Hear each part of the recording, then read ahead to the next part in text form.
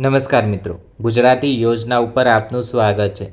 સુરત મહાનગરપાલિકા દ્વારા પ્રધાનમંત્રી આવાસ યોજના 1380 આવાસની આજે અપડેટ આવેલી છે, તેના વિશેની આપણે માહિતી મેળવી લઈએ।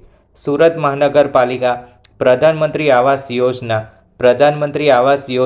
ફેઝ 8 તથા 11 અંતર્ગત 1380 આવાસોના અરજી ફોર્મ, પુરાવા તથા ડિપોઝિટ સહિતની જમા કરાવવાની તારીખમાં વધારો કરવામાં આવેલો છે।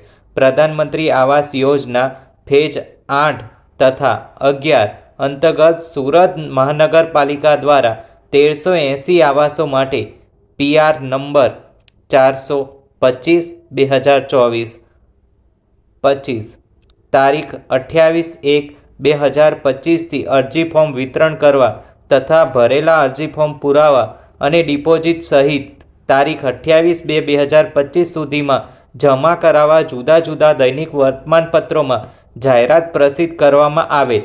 સદર જાહેરાતના અનુસંધાને જે અરજદારોના અરજીપત્રકો જમા કરાવવાના બાકી છે તેવા અરજદારોના હિતને ધ્યાને રાખીને ફક્ત ભરેલા અરજી ફોર્મ, પુરાવા અને ડિપોઝિટ સહિત જમા કરાવવાની મુદતમાં તારીખ 15/3/2025 સુધી વધારો કરવામાં આવે છે।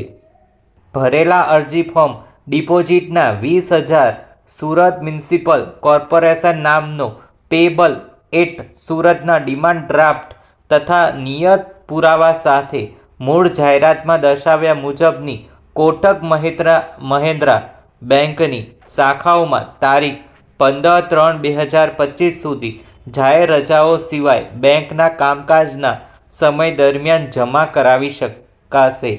આ માહિતી સારી લાગી હોય તો તમારા મિત્રો સાથે શેર કરી શકો છો। આપણી ચેનલને સબસ્ક્રાઈબ કરી શકો છો।